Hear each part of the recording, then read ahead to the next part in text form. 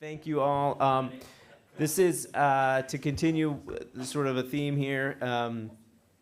We learned a lot through our process of just starting to scratch at this itch around what's possible here at the William Stanley Business Park by a operation that's far more advanced in terms of what their build out is, obviously, and the way they've been looking at this. So Tanja and Jason from Williams College are going to talk about some of the stuff they're working on. So Tanja, Jason, welcome. Thank you. Thank you, Ben. Hi, everyone. Thanks for joining us this morning. So Jason and I are here to share with you a little bit about Williams College's decarbonization journey, what we have set as a goal, how it's going, and what some of the challenges are that we are encountering along the way, and how we think we might tackle them. So next slide, please.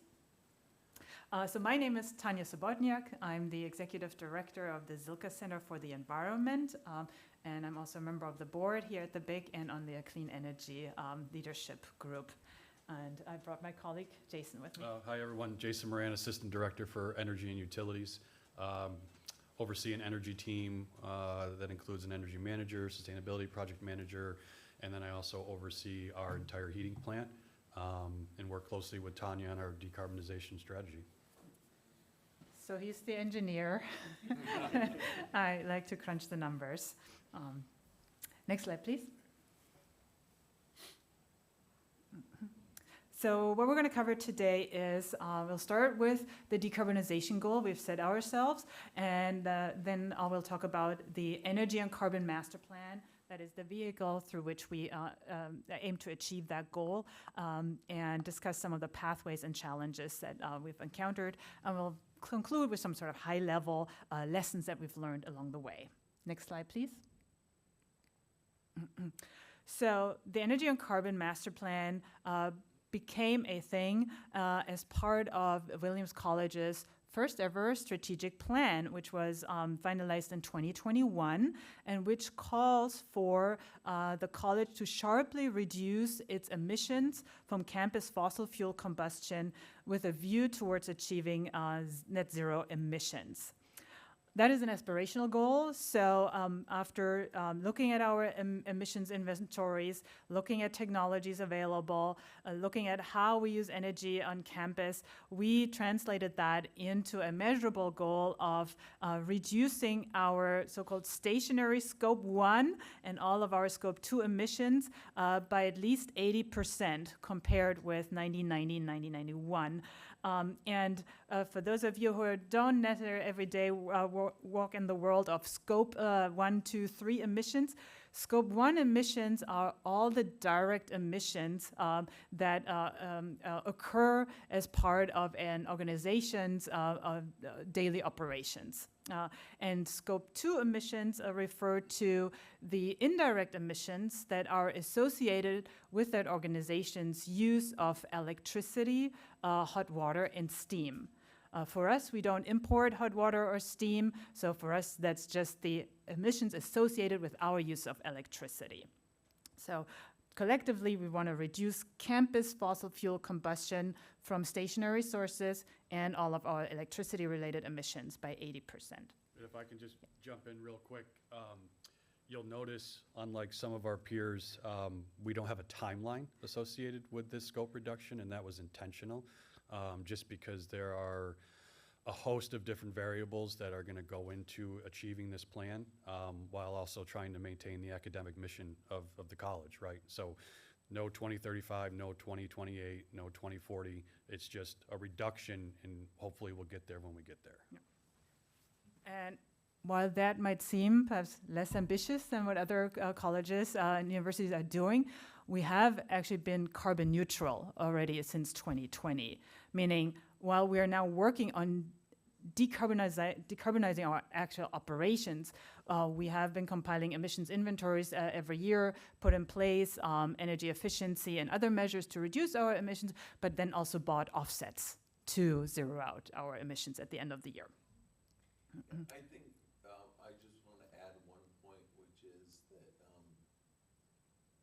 while you guys have it in your master plan now and it's baked in, guys have been at it for a while. That is true, yeah. I mean, I know that, growing up here, but also having a renewable energy business in that space, we worked with you guys 15 years ago, and there was a lot of effort being put into this, to this concept of neutralizing and so forth, way back then. Yeah. It's not anything new. It's not anything new. We're stepping up our efforts. Now we're tackling the hard stuff. Yeah. Next slide, please. Okay. So the Energy and Carbon Master Plan, as I said, was an outcome of our strategic planning efforts. So it also launched in the fall of 2021, and it's aimed to become the technical blueprint for actually achieving that goal. And we identified 3 main components that we need to address. Number 1 is obviously the energy source, the way the campus operates, the energy it uses to power itself, right? The next piece is the way we distribute energy around campus. And last but not least, the energy end users. In this case, how are our buildings using that energy for space heating, for domestic hot water, and for cooling, and process loads in our labs and plug loads, right? So, next slide, please. Okay, so using these 3 main components, right?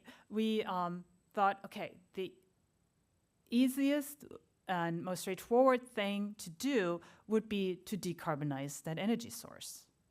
And then building thereon, right? Let's find additional efficiency gains in the energy distribution and among the energy end users, our buildings.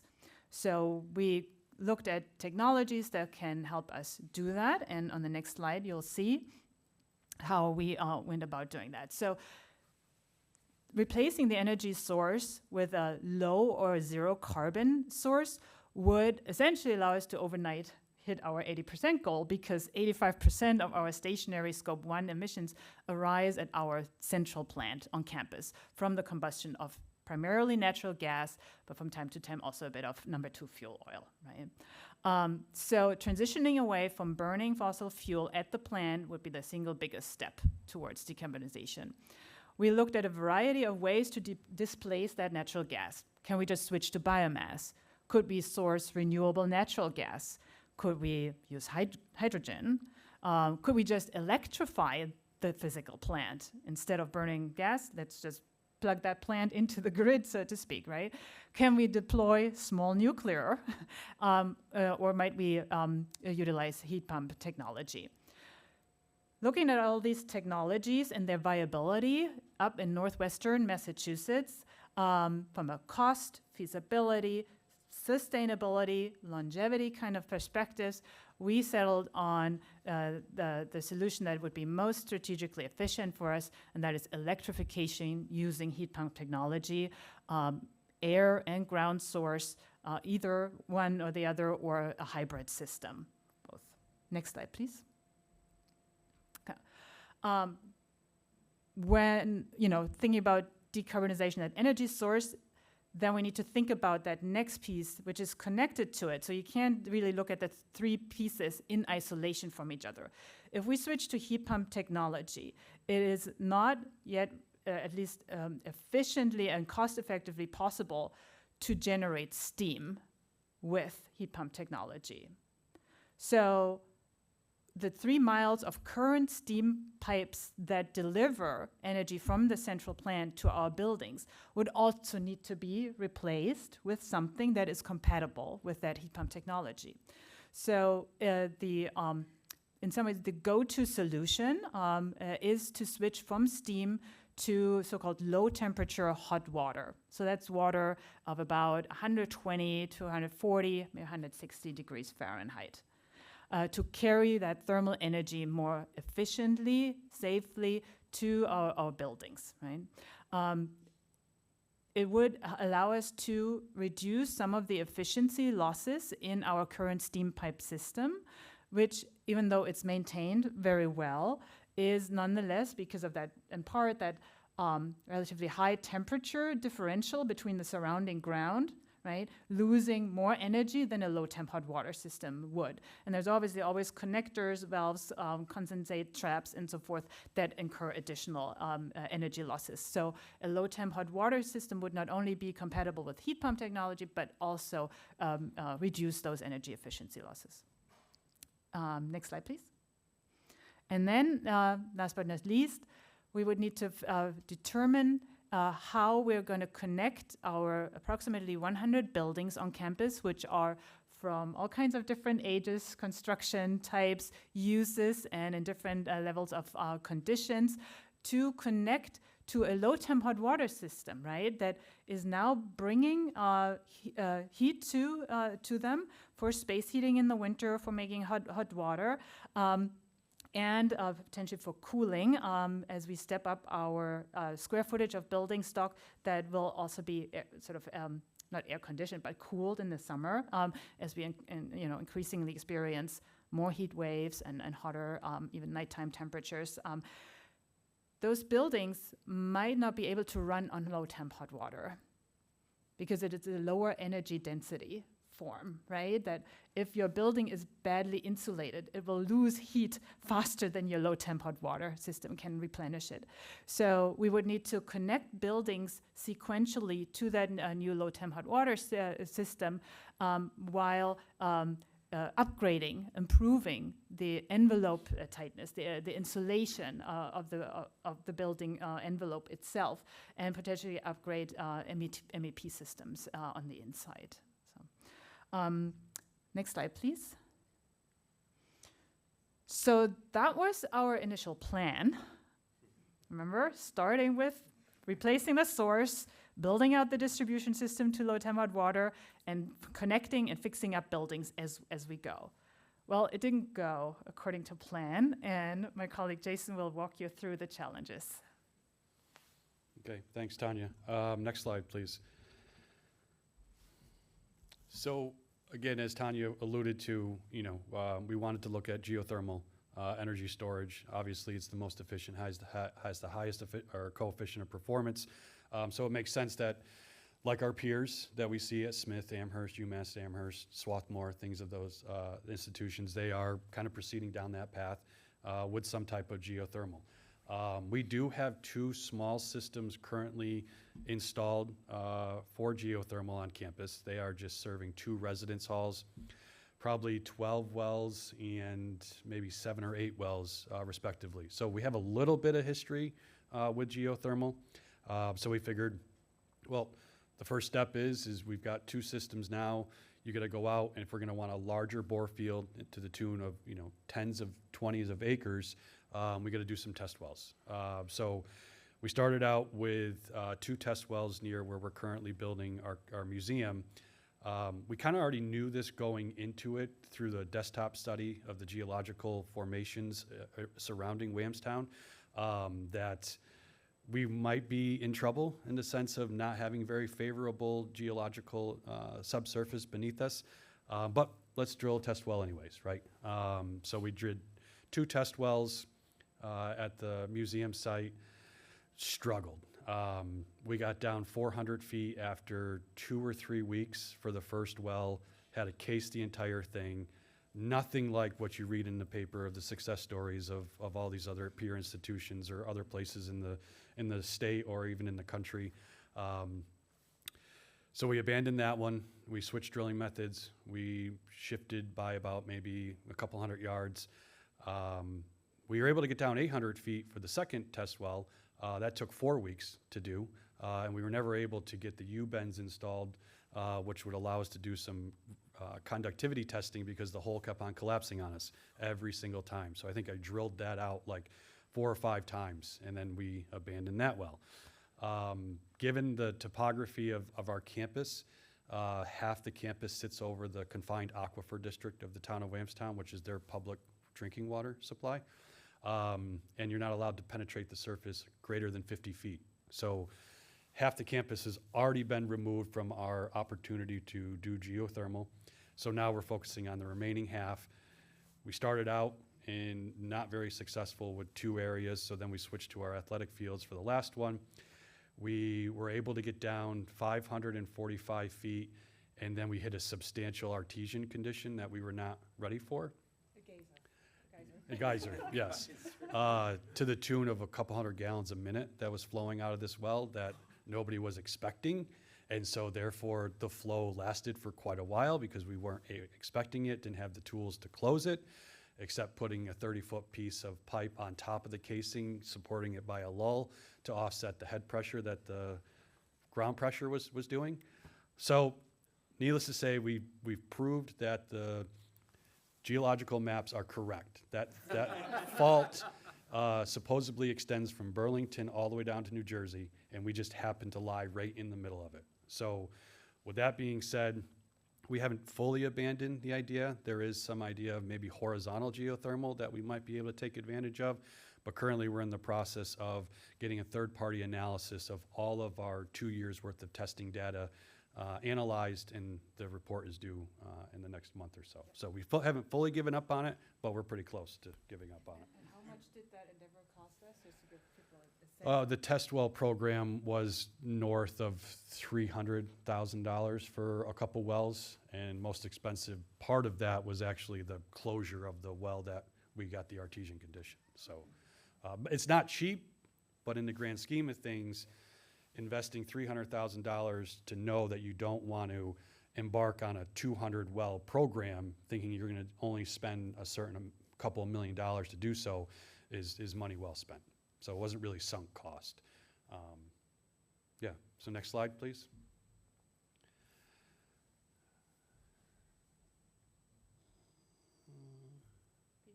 Next slide.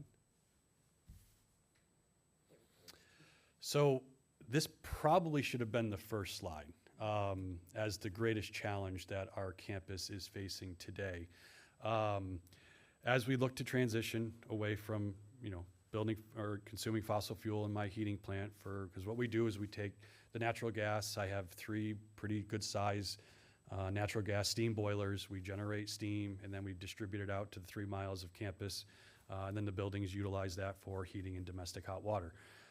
We also have our own electrical system on campus. So I have existing switchgear in my heating plant, and we distribute electricity to the majority of our buildings on campus. And why do we do that is that, one, we don't have any overhead wires on campus, right? Secondly, it's all underground, so it's more secure. But third, I have 2 backup diesel generators that allow us to, as you were saying, either go into island mode or I can run in parallel with the utility. But that really provides the resiliency of the campus system by me being able to back up the entire campus in the event of an outage, which is starting to happen more frequently. It was less frequently up until about 5 years ago. Last year was a lot of fun for some reason. We had a couple days where we lost power. So it's becoming more frequent. But the issue that we have is that I take electricity from the utility at a higher voltage and we step it down and then we distribute it across campus. The reason that we did that is because 25 years ago when we built out our system, that lower voltage was all that was available to us from the utility. They have since upgraded their lines, their overhead lines that you see along the road, but we didn't upgrade ours at that time. So now what I have to do is we have a project that's going out to bid this fall. I've got 2 miles of new electrical duct banks, 5 miles of new electrical feeders that have to be put in, 45 building transformers that have to be replaced, 2 new electrical switching stations. So there's a whole lot of work outside of implementing our decarbonization project. This is just an infrastructure upgrade that a campus would have to embark, even if we weren't looking to remove ourselves from natural gas, right? So that's a project in itself. The other issue is, yes, we would love to electrify, right? Maybe Tom doesn't want to hear me say, disconnect your pipe at my heating plant and put in these massive electric boilers that create steam. And there we go, we've done, right? We are literally at the end of the line with National Grid. They have told us repeatedly, and more importantly on Monday at our quarterly call, the amount of electricity that you consume today for the year and your peak must stay that way for the foreseeable future, probably the next 10, 15 years. So The electricity that I consume now and the amount, we cannot increase that at all unless we want to make an 8 to 9 figure investment with National Grid for them to upgrade their system. So even if that was one of the reasons why we were intentional about not setting a timeline, is because we have this substantial hurdle right now. If someone was to come into the town of Williamstown and install 6 level 3 Tesla superchargers, that is all the remaining peak capacity for the entire region by taken up just by those 6 chargers. So we don't know how we're going to proceed moving forward trying to electrify, because we're not going to make that 8 and 9 figure investment with the utility, but yet we still have to somehow achieve our sustainability goals. So that's really a struggle that, it'd be easy for us just to electrify, just do an air source heat pump farm and we can call it a day.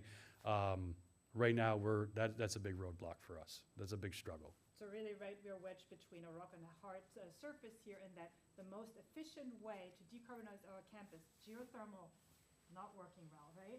And at the same time, we can't grow our load to really tap into other sources that are a bit less efficient. So we have to find a pathway that works within those two substantial constraints. Next slide, please. And if things weren't challenging enough, obviously we're an active campus, likes to do lots of planning for the future, right? We've, to support our academic mission, is all about the students, right? So we're not a static campus that just sits there and does not change. We have several large planning activities going on right now, with athletics and well-being, housing renewal, dining, transportation, accessibility, to the tunes of hundreds of thousands of square feet that are either going to be new, renovated, removed, so on and so forth. We're talking about areas of campus that may drastically look a little bit different if you were to walk by them in 5 years from now and you knew what they looked like before. So again, we've got these really exciting campus planning activities that are embarking, right? It's really exciting to see what we're going to be doing. But oh, by the way, don't increase your utility use by increasing your square footage. And if you put a building here, well, now I can't put something here. And so it's a good challenge. That's a fun challenge. That's a lot more fun than dealing with the utility right now, coordinating these campus planning studies that are ongoing. Next slide. And then lastly, we have these other factors that are out of our control, right? Changes to the IRA and the ITC, particularly as it impacts us doing behind the meter solar, bridge to wire opportunities, non-wire alternatives with the utilities. The most recent deadline of January or July 4th, 2026 to get solar started to still qualify for the tax credit. And if you don't, then you have until December of 2027. So now all of a sudden there's this, do we want to be scrambling, right? Do we want to be taking advantage of some of these programs that are going to go away? And we don't have the answer right now. Obviously, we have, the tariff uncertainty that's always on everyone's mind. And just to make a point about the ITC and the IRA provisions, we were hoping that we would be able to take advantage of it from a campus perspective should we proceed with some form of electrification. But we weren't banking on it. So it wasn't like I was showing the senior staff and the trustees a $200 million decarbonization strategy. And oh, by the way, we're going to get 50 million back, so it's only 150 million, right? We weren't planning on it from that type of budgetary perspective, but it would always been like a bonus, right? Like, hey, we did this project and here's $8 million back, right? So again, we weren't heavily relying. Now that these are changing, it's not like all of a sudden our strategy has been completely abandoned. Right. And then also, and I think maybe not so as much here in Pittsfield, but up in Williamstown and in northern Berkshire County, we really struggle to attract contractors. They don't want to come over from Albany. They don't need to come from Springfield. They've got plenty of work where they are. So just making sure that, these well drillers in these companies that are doing these decarbonization works, there's plenty of activity out there, right? There are plenty of institutions, both commercially, institutional, healthcare. They're all doing something, right? if your institution hasn't been at least been talking about decarb, then you're probably way behind. So again, just trying to be able to attain contractors who are reliable and who have lived in this world is also going to be a struggle. Not to sound so gloom, but it's still fun. So Tanya's going to talk a little bit more now about the road ahead. All right, next slide. So we had to revise our decarbonization planning. The three components, energy source, distribution, buildings, are still the same. But, Can we go to the next slide? yeah, right. There we go. But we shifted the order.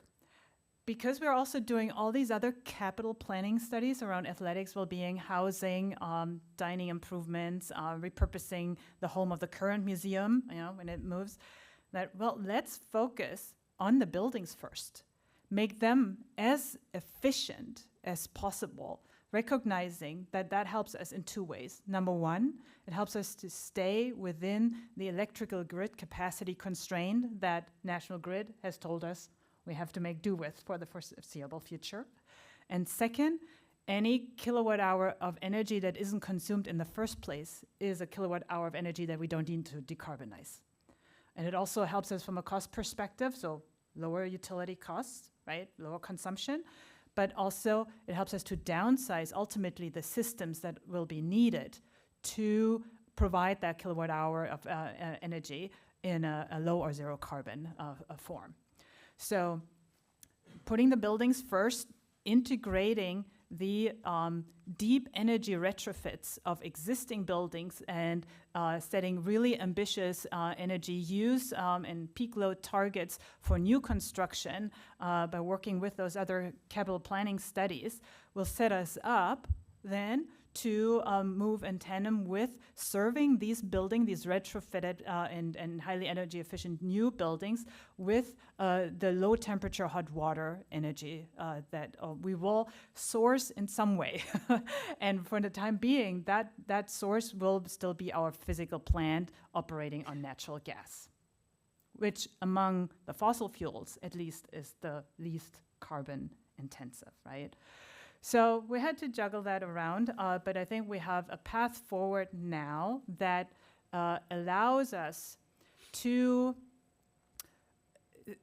essentially really make this about energy management in conjunction with decarbonization. We had previously the discussion of how do you optimize, right, the energy use in a microgrid. That is exactly the kind of question we are asking ourselves now. For a renovated athletics program, can the pool and the ice rink actually share energy with one another, reducing the need to import energy from the grid or to generate more heat at the steam plant? An ice rink has a lot of waste heat, right? It needs to cool its space. That waste heat shouldn't go out into the atmosphere. That should heat the pool, right?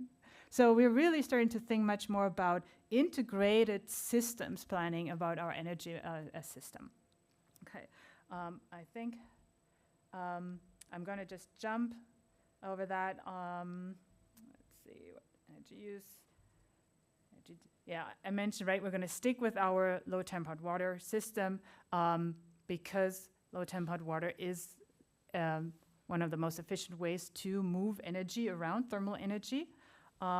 And we are undergoing right now that third-party review of all the data, historical maps, information, test results that we have collected from our geothermal program to see if geothermal energy storage and exchange could still play a smaller role for a future energy source system. So we are awaiting that report at the end of the month. Mm-hmm. Yeah, so keep your fingers crossed for us.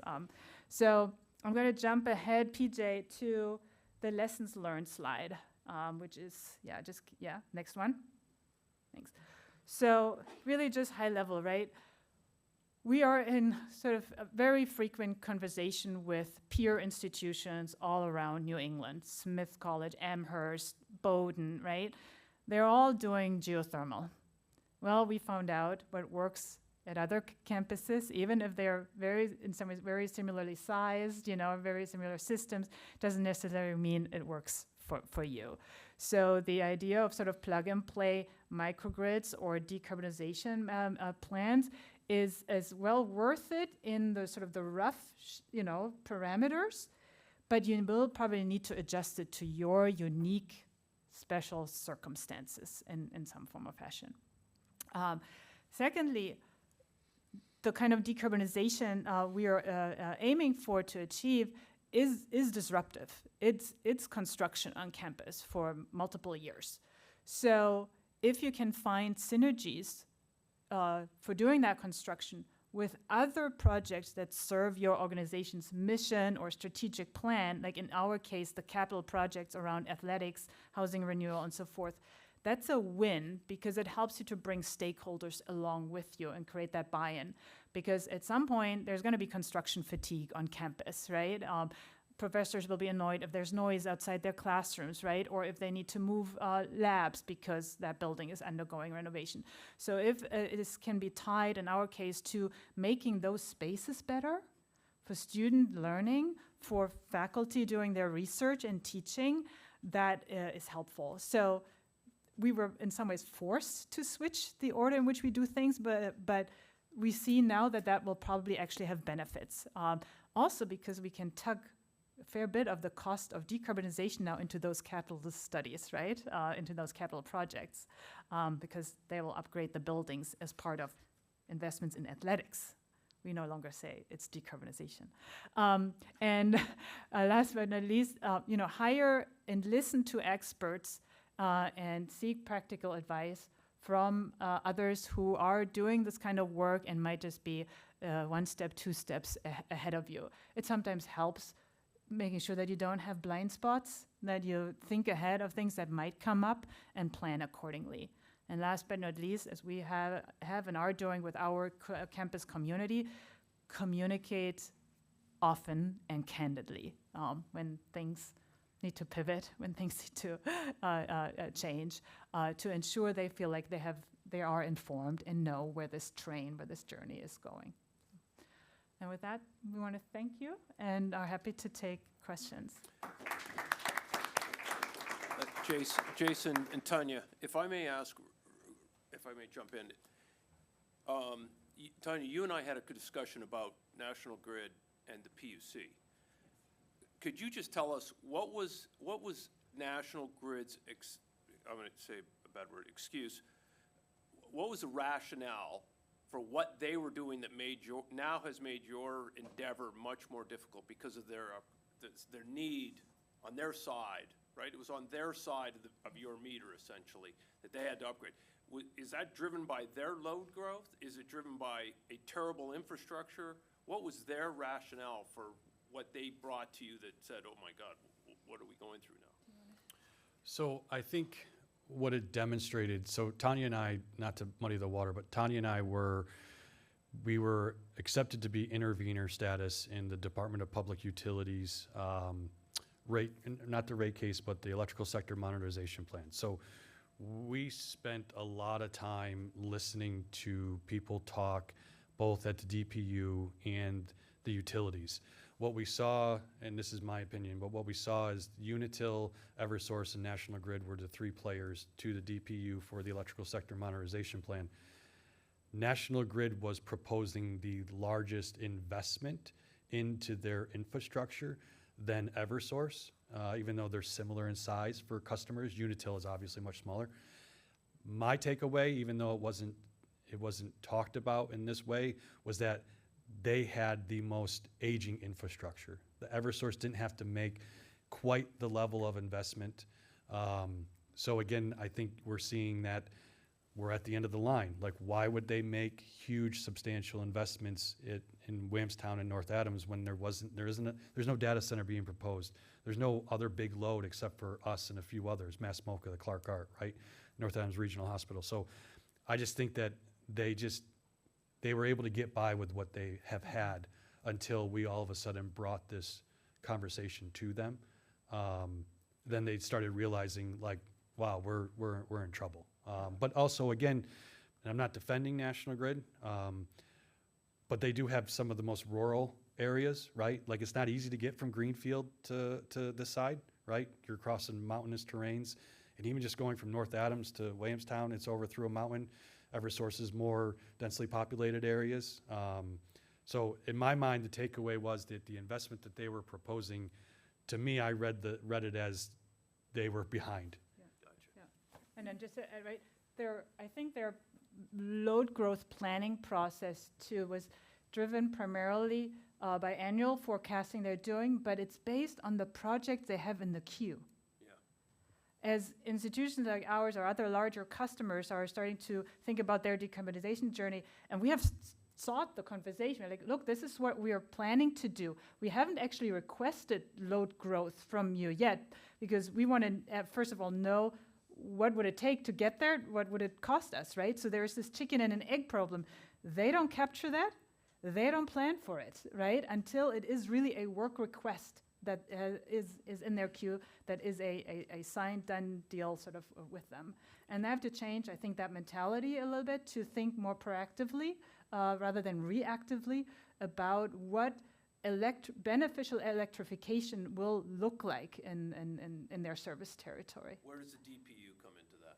I feel that they are sort of an intermediator. So when we were interveners in that electric sector modernization plan, which are the 2 5-year section plans that the utilities had to develop to meet the state's decarbonization goals for the electricity sector, DPU tries to square the circle by moving the utilities towards meeting the electrification goals and the load growth and that's needed to achieve that. At the same time, they don't want to see rates jump for customers so much. At the same time, they are a regulatory agency that I think is inherently also thinking conservatively. So they actually rejected the majority of the hardware investments that National Grid has proposed to make to decarbonize or help facilitate decarbonization, because it was probably too much in their eyes. But how is National Grid now going to make those investments? So I feel DPU is they weren't quite our friend. They weren't our enemy either. You know, they're trying to square that ecosystem of keeping rates manageable for customers while moving the state forward and avoiding that the utilities sort of offload maybe deferred maintenance to decarbonization customers. Ross, question back here. Hello, good to see you. I was wondering, given all these barriers that you have encountered, did you ever think about trying to kind of not go it alone, so to speak, and trying to find, is there a data center developer? Is there somebody else that could help come in to create that bigger scale that could get some of these investments kind of across the line? Let me speak about the sort of the stakeholder question, and I don't know if you want to say something about the technical side of things. So for mine, we have good connections with the town of Williamstown, which has passed a net zero emissions resolution. So they are seeking to decarbonize that whole town, and we are obviously part of that town. So there's communication going on that front. Have we identified joint projects since we started our journey? No, but we are trying to seek to make our voices heard collectively with legislators, with the regulators, through facilitators like the BIC. So we're eager to hear from others like, hey, we're in a similar boat, or we have our own plan, and to explore opportunities for partnerships. We think that there's partnerships even when we're not in the same location, but to collectively advocate for the needs that we share, that we have on our journey. But do you want to say something about? Yeah, I think the other thing too, though, we do have some partners, right? We have a couple PPAs that we have on a smaller scale. It's just we're 2 too big for our area, but not big enough for attractive for anybody else, right? Like we're just talking about, 10 megawatts, 12 megawatts. It's not 80, 100, 200, 500, right? It's like some of these larger scales.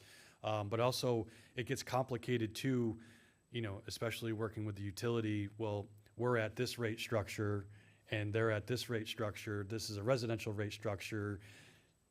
This is Williamstown, this is North Adams, you're fed from a different substation. So it really just kind of really gets muddy really fast. But we have been in conversation with many different organizations because this isn't just a Williams problem, right? Like I know that the town of Williamstown is looking to electrify some of their components to their municipalities and they're running into issues, right? The other thing that's really confusing is, not to change the subject, but like they're modeling some things for us on our load growth side, but the DG side, the distribution generation side, is modeled completely separate. They don't even talk to each other. So that's kind of making things a little, because I know the town has been wanting to do another solar array, community solar array, and pretty much there's no hosting capacity. So no, you can't do anything. As long as it's 25 kW or under, you're fine. So I think it's, it's everyone's problem in this area.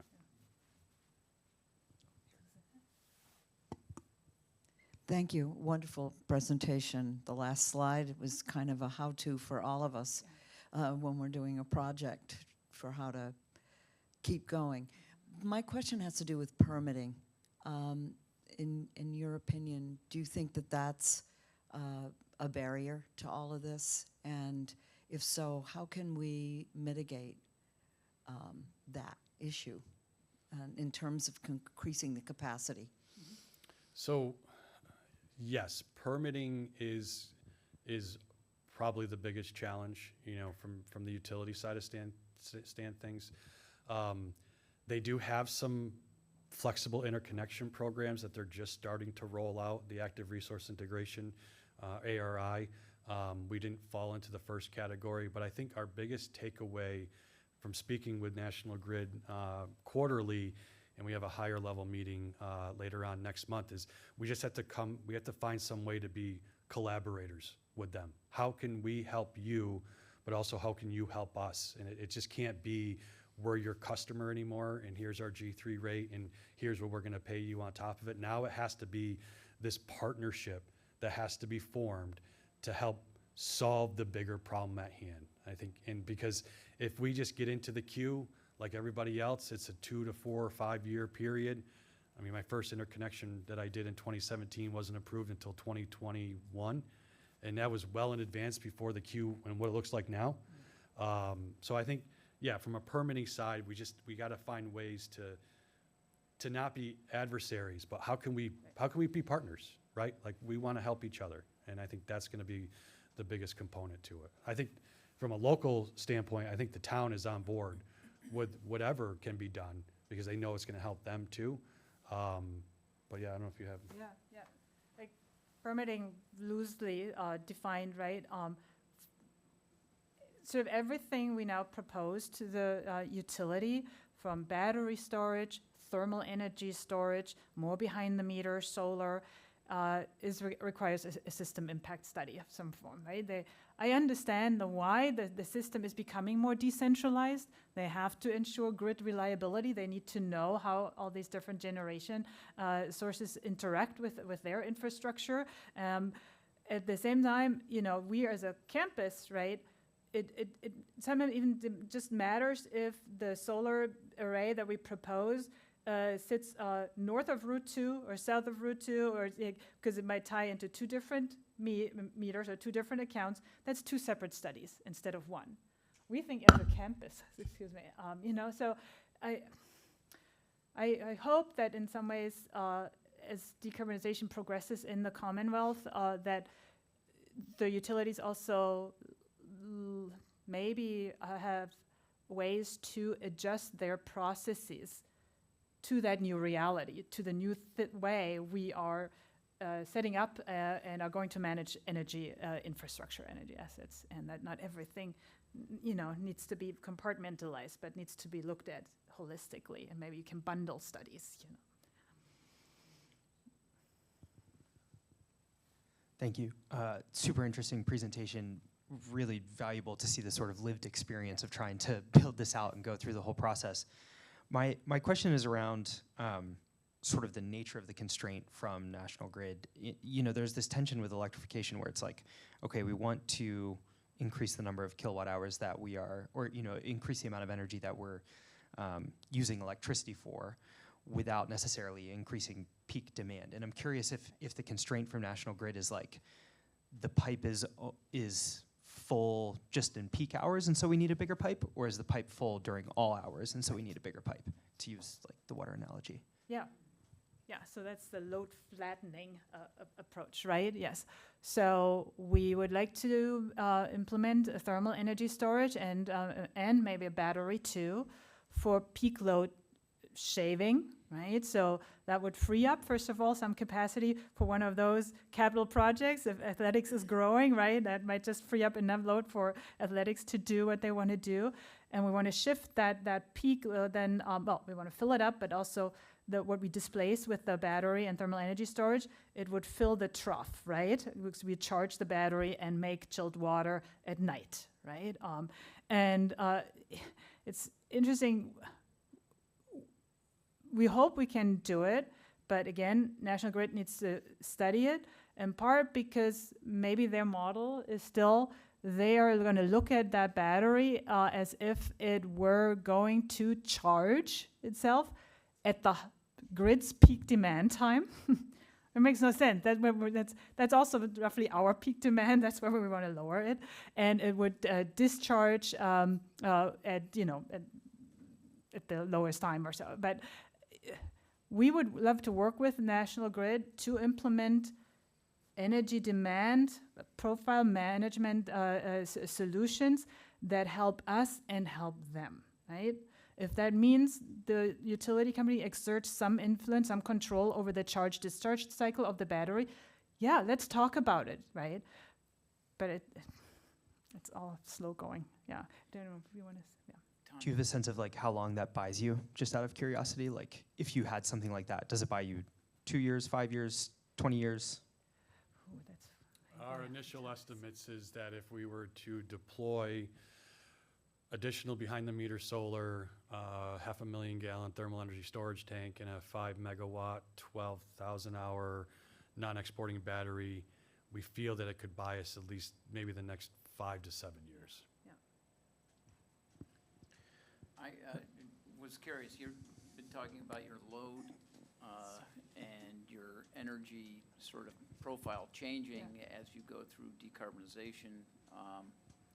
Can you give us some actual numbers? You know, what is your load? What is your, you know, maybe annual energy usage now? And what is it projected to be once you've shut down your gas plant and gone through all your transitions? Yeah, so, and this is a topic for conversation that we had on Monday. Currently, our peak demand is somewhere between 3.6 megawatts and 4.4. We have it at the higher end. National Grid's telling us it's at the lower end, so we need to reconcile our numbers so we can understand what we're working up against. They asked us to provide them with what does if our full-blown decarbonization strategy was to be built out tomorrow, what would our max be? And we were somewhere in the area of maybe 13 to 15 megawatts. That's if we were to 100%, right? I think I told the trustees that's like a $1.7 billion investment that we're not going to make, right? You still have your job. Yeah. So that's from electricity. We're at 20 million kilowatt hours, 20,000 megawatt hours a year. From a gas consumption perspective, we were around 200,000 decatherms. Our most recent contract volume that I solidified was for 171,000 decatherms. So again, relatively small numbers when you're talking about larger institutions. So that's kind of an example. Well, I think it's really important to consider that you'd be looking at your load shifting from 4 to 14 or 13 or something like this, but you know, it's 300x or 3x where you're at in order to, you know, replace your fossil fuel. And if the whole county did that, Yeah. I it mean, just, yeah. yeah. We I are mean, the- we are- these are big, These are big numbers. problems, But- big challenges. It contains weaning the science buildings off steam by at least for some time making that steam straight up through electricity. That's not efficient, right? So we also still are looking into ways for for changing that steam is delivered to the science buildings, many of which are pretty new. We just didn't build them ready for low temp hot water. But we may not need to just make steam with electricity. There might be other solutions. So hopefully we won't end up at 13, 15 megawatts peak demand, yeah.